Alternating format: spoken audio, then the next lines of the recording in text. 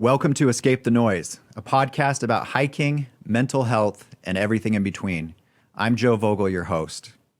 We're coming to you from the Silicon Slopes studio in downtown Provo, Utah. Our guest this week, Tina Crowder-Bean, a prominent leader of the local hiking community and admin for the popular Facebook group Hike the Wasatch, which has over 34,000 active members. Tina is an Orem, Utah native. She did some backpacking and hiking in college, but got busy with life and raising a family of 9 kids until around the age of 50 when the inspiration to get outdoors struck again and has been a huge part of her life ever since.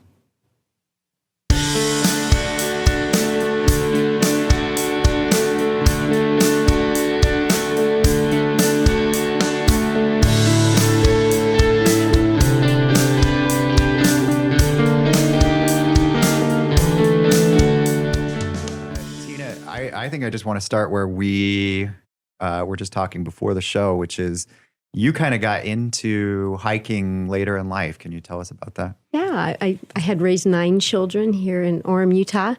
And once they were all in school, I decided I wanted to get back into nature. I'd backpacked a lot in my college years, and I wanted to hike, but I didn't know any trails other than the Stewart Falls Trail and Timpanogos. And so I started studying online and learned about trails, and I got myself out at 50 years old. I started hiking again, and I'd go out almost every day. And I started bringing Boy Scouts during the summer who had to work on their hiking merit badge. Oh, yeah. And they had to get so many miles in. So I was taking neighbor boys, my own kids, and other people's kids. And for a full summer, I took them 3 times a week hiking, and I got to know a lot of trails doing that. Wow. And soon their parents wanted to come. And before I knew it, I had about 100 people in my group. So I made a page on Facebook and called it Hike the Wasatch. And within a month, I think we had 1,000 people on there, all wanting to get out and hike. So we started sponsoring hikes, group hikes, 3 to 5 times a week. We did them in the evenings. We did them in the mornings. We did Monday night family hikes. We did Saturday peak bags. We did hiking trips. We've been all over. So it just grew. In the past 12 years, it's just grown tremendously. Yeah. And we have over 32,000 people that actively hike that use the page to download or to, I guess, post their photos of where they've gone. Yeah. And other things. So they're sharing where they've been, and that's exciting others to get out. It's awesome.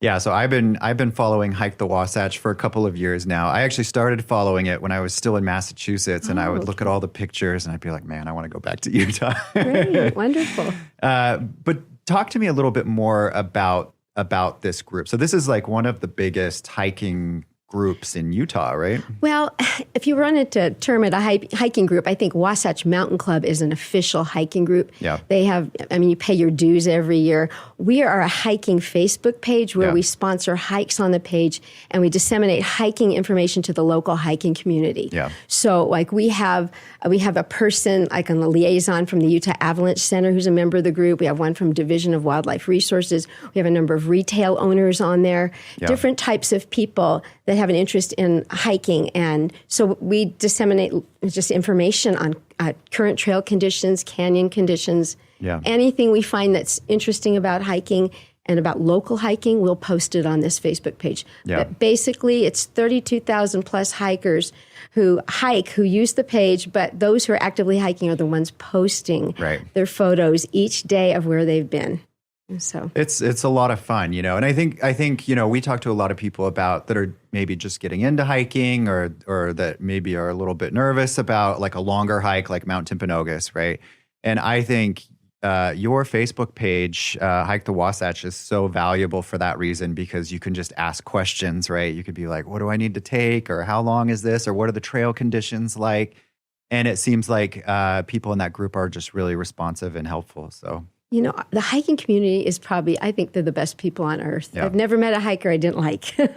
And they are so willing to help people. So I just admin the page. I basically kind of pull back, and when somebody asks a question, our hikers dive in and answer it because these are experienced people who have done so much in the hiking world, much more than I've ever done. And they've climbed mountains all over the world. They've been places. They've hiked different countries. And they know a lot of stuff. They have lots of good hiking hacks and hiking tips. So they're the ones who are so willing to answer the beginner's questions. Yeah. And so remind me, when did you start hike the Wasatch? It was, I started in 2012.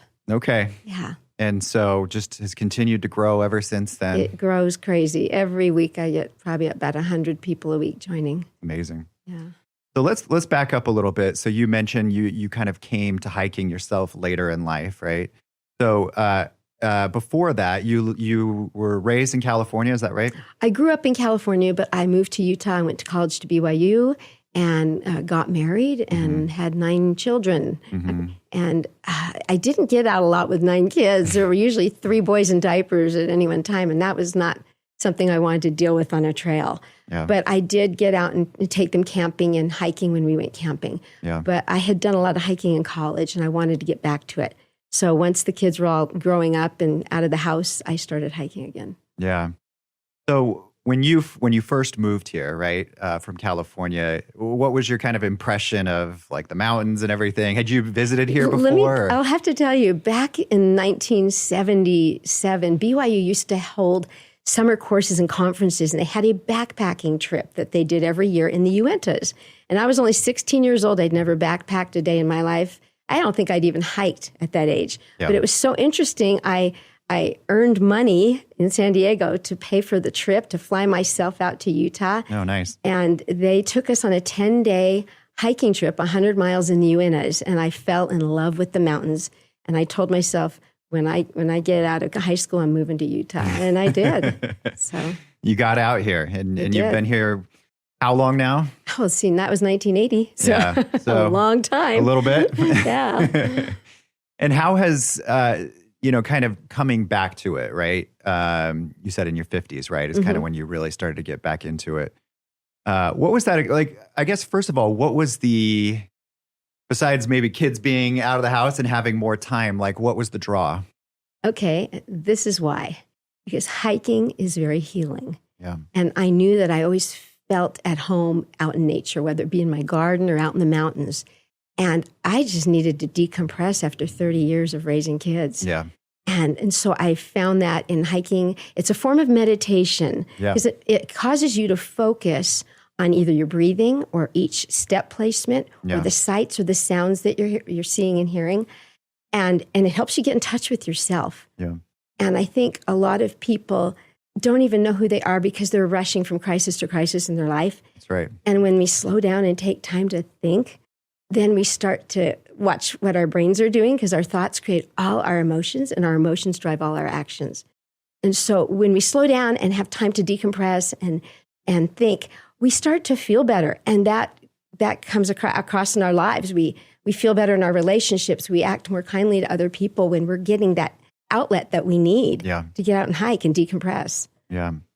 No, I think that's a great way of describing the benefits, right? Yeah. And I totally agree with the meditation part of it, right? That you are focused on your breathing. It's very rhythmic, right? Like the way you're moving, right? And then obviously just surrounded by all that beauty, the sounds that you're hearing, the birds or whatever, it's so simple, but it's you can tell, right? You can feel it. Every human being needs this connection with yourself and with nature. Yeah. And that helps you connect with others. The other part of this is the social aspect. So we sponsor what are called group hikes every week. And literally people are coming from what we call the Ds, depression, divorce, death, drugs, whatever it is they're dealing with. They're coming. That's a lot of Ds. Yeah, a lot of Ds. There's probably other letters I haven't used, but they're coming because maybe they don't have a lot of friends. Maybe they're not. Sometimes their partner doesn't want to hike, but they want to get out and learn the trails. And a lot of times they're afraid to go out on their own, especially if they're women. Yeah. That's a big issue. And so once they get the confidence hiking with our group for a few months, they're off on their own and forming their own group or going with their friends and family. That's awesome. But the group aspect is probably what keeps people coming every week. Yeah. And I think, I'm even thinking about my kids. We just moved here this summer, and I think stuff like that. If you're new or if you haven't really been into the hiking scene, it would be so valuable. So how, like, if somebody were going to be involved with one of these groups that goes hiking, what would they do? What would they need to do? Well, we actually have another Facebook page called Kids Who Hike Utah. Oh, nice. And I just am an admin for that page, but I don't really manage it. I let the parents who are members of that page post their photos of where they're going, and that gives other parents ideas of where they could take their kids. Yeah. And from time to time, we sponsor a group hike for children. Yeah. When we have time, we do that. That's cool. But basically, get out with your children and get them out of the house and away Yeah. from the electronics. Oh, it's so good, right? So you can kind of connect with them in a way that's just fun. No, anytime I get a hike with my kids, it's amazing because at least for us, we remember a world where we weren't constantly looking at screens and checking notifications and all that. Like, this is a generation that basically, from the beginning has had screens in their hands, right? And I think it's kind of it's interesting to talk to young people about it, but I think they really crave this, right? Mm-hmm. Like this kind of alternative reality or experience, which for us was just normal, right? For decades. And so, what I hope is that this podcast and groups like yours really can help young people who are struggling with mental health realize the benefits of just getting away from the screens. This is so true. And even if they can't get out in the mountains, getting out and just walking around town is better than nothing. Yeah. And so getting out will help so much. Children love to hike, but some don't like to hike. Yeah. And one of the biggest mistakes we see is a parent will go, let's go hike the Y in Provo. Well, the Y is a 1,200-foot climb in under a mile, which is 100 feet of gain per tenth of a mile. Yeah.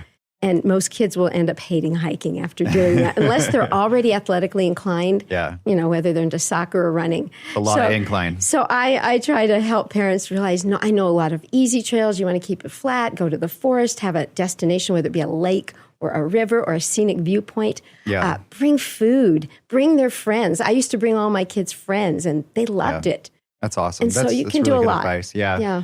So if you were just off the top of your head to think of a few kind of entry level hikes, whether for kids or just people that are kind of first getting into hiking that are in this area, what would you? Well, when you say entry level, that usually means flat, and there are very few flat trails along the Wasatch. Yeah. In fact, the only flat trail I can think of, it's a 1 mile circle up at Brighton Ski Resort next to Silver Lake. There's a boardwalk, and it goes around it.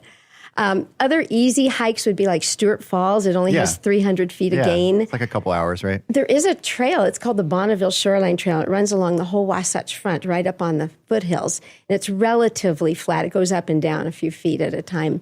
But it's a dirt road, and it goes through some scenic areas of the valley. Yeah. You can get onto that from any canyon and do a section of it with your kids.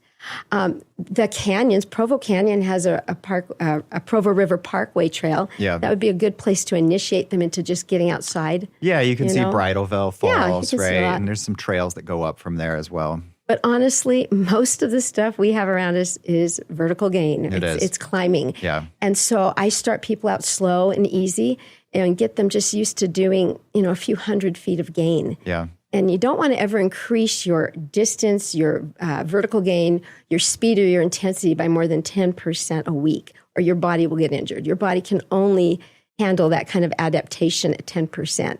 Around that, your body. But so I gradually worked the kids. Like I had a group, I took them one summer for the whole summer, and we started out with 4 and 5 mile hikes. And by the end of the summer, they were climbing mountains and doing 10 to 15 miles. So in 3 months, they actually improved quite a bit. That's awesome. I want to go back to these groups that you were talking about, right? So if for adults, right, like if they want to get involved, what would they do? Okay, if they want to come and join our group, it's free. They can get on Facebook and join Hike the Wasatch. We sponsor events throughout the months, and we do expect that they're at some level of fitness. Yeah. So they have to be able to walk 4 or 5 miles without getting blisters. Yeah. But if they can't, we encourage them to take a month or two and get out 4 or 5 days a week and do a hill climb for 30 minutes, go up some hill near your home and make sure that you can still talk and breathe because that means your legs are getting oxygen, and come back down and do that 3 times a week. On the off days, do something level and longer distance, maybe 4 or 5 miles, and get used to being on your feet. Yeah. And in the beginning, you may hate hills. I hated them when I started. Right. And then I learned to embrace them and love them because I loved what I was getting out of it. Getting to some beautiful high scenic point, whether it be the top of a mountain or a ridge line, and seeing things that you cannot see from your car or from anywhere else in the valley. Yeah. That was motivating. And so I learned to love hills. I hill climb almost daily. Yeah. And so I was going to ask you, how often do you get out hiking? I hike pretty much every day, just about, sometimes with my husband. I have hiking trails coming off my backyard. I live in the foothills of Pleasant Grove. So I'll go climb 1,000 to 2,000 feet every day and hike 5 or 6 miles. Yeah. And actually, in Pleasant Grove, when we're speaking of kind of entry-level hikes, like Battle Creek, right? That's a nice one because it's pretty simple. It's simple. It's a continual uphill. So you're going steadily uphill for 3/4 of a mile. Yeah. And that's a great initiation into hill climbing for children and people that are beginners. Yeah. And it's always fun to end at a waterfall, right? Yeah. It gives you some type of reward, I guess you could say. Yeah. Right. Yeah. So you've met, I guess, through Hike the Wasatch and just through being out and about hiking, a lot of people, right? Can you talk to us about, some of the more interesting people that you've met, during your hiking life? Wow. We have this guy. He joined our group about 7 years ago, and he had just retired as a dentist. He's amazing. He's on a plant-based diet, so he's really healthy and lean and fit, and he was a biker, and he started hiking with us. And he was about my speed when he started, but he shot ahead after a month of hiking and was climbing mountain after mountain after mountain. He's now like 82 or 83, and about 3 years ago, he had a crash on his bike and broke his hip. And they went in and did surgery and said, you have the bones of a 20-year-old. And they sent him home that day. He didn't even stay overnight in the hospital after just having his hip replaced. That's insane. I went and visited him 3 days later, and he was walking around with a walker. And this was May or June. And he said, I'm going to be there on your rim to rim Grand Canyon hike in October, a few months later. Yeah. And I thought, there's no way. He's 80 years old. How's he going to do this? And not only did he come and do it, he was probably the fastest one in the group. That's insane. In about 9-10 hours, we went across from south to north. Yeah, so it gives me hope that, anybody can go from point zero and get good at something if they do the work and are careful and gradual so your body adapts, over time. So I've been amazed, talking to you and a lot of people, how many people come to hiking later in life, right? So one of these figures, and I know you knew this person, Ben, right? The man, the myth, the legend. Ben Woolsey, yeah. Ben Woolsey, yeah. Who hiked Mount Timpanogos how many times? It was I think he got up to at least almost 1,100 times. Maybe short of that. So as far as we know, that's the record, right? Right. He was my neighbor for 25 years. So you got to hike with him. He took me up Timp in my 20s, my first time. He took me and my kids. My husband, and I had not been up Timp before. But the man knew the mountain. He had done it, I can't even say how many times since the time of 1964 he started. Yeah. But he knew every turn. He knew where to hide the water bottles as you went uphill to save weight. He didn't have to carry all your water. Right. He would hide them in springs along the way, and then on the way down, he had his cold water ready. He knew where horses had fallen off the trail and died, and he could show us their skeletons. He just was fascinating. He loved the mountain. He probably knew it better than anybody that I've ever run across. Awesome. Yeah. What was his, if you could, tell our viewers kind of what was his background, what was his life and how did he come to hiking and get to the point where he hiked Mount Timpanogos over 1,000 times? He told me, he was a postal worker, so he loved to walk. He loved to camp. He loved the outdoors. He loved taking his kids camping. As I think he just started hiking Timp one day, out of the blue. Because most and of fell in love with it. My understanding is that most of those hikes were after the age of 60. Yeah, he said he was at his best at 67. Which is crazy. And he started doing whatever his age was in years. So at 67, he did 67 hikes that year. At 68, he did 68 hikes. And this is all of Timp. Right. And he did it from the Timpanogos Trail. Yeah. He rarely did the Aspen Grove Trail. I don't know why. That is actually a little more difficult, a little more gain, but it's prettier. Mm-hmm. But he loved the Timpanogos Trail. Yeah. And he would go after work. He'd get off work from his postal worker job at 2:00 in the afternoon. Yeah. Sometimes he'd go give blood and then go hike Timp and be down by dinner time. Wow. So I once went with him and we got to the top in 3 hours, which was faster than I'd ever done it. Yeah. And I couldn't come down because I had overstretched my IT bands from doing it that fast. Yeah. So he had to take me back down. It took 5 hours to get off the mountain. And he says to me jokingly, I thought you were a hiker. I go, well, I'm not as fast as you. So he was amazing. Did he run or? He called it a shog, a shuffle jog, a shog. So... That's quick. But he had our group attend every 100th hike with him. Yeah. Because we'd celebrate at the top on the summit, and then we'd get all the way back down to the trailhead, and the news would be there waiting to interview him. Yeah. But he would always go slower for us. Yeah. We weren't slow, but we were slower than him. Yeah. So it's an amazing story. Of course, he passed recently. Yeah, this last October. It was a little while ago.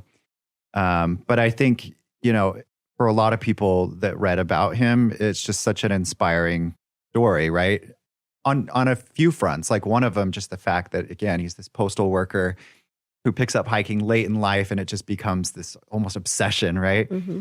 But then, to have the kind of commitment and the dedication and actually the love of that mountain, right? A love that was so profound that he just wanted to keep doing it over and over again. He loved hiking. He loved the mountain, but he loved people. Yeah. He loved to stop and talk to the kids. We have a photo of him educating a group of hiking kids that were up at the saddle, and he was teaching about the goats and about the mountain. Yeah. He always carried extra things in his backpack to help a fellow hiker. Nice. Mainly water. He was amazed at how many young people would go up there in flip-flops with no water, no backpack, and they'd be hurting. So he would offer bottles of water. He even gave a guy his binoculars once. He had extra food. He just was there to help. Generous person. He loved it. Yeah. And I think he has had his picture taken with over 1,000 hikers, because we had people send all their photos in, and there was just photo after photo after photo.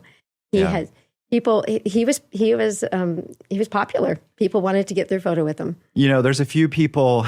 We currently in our store we have a print of Walt Whitman, the poet.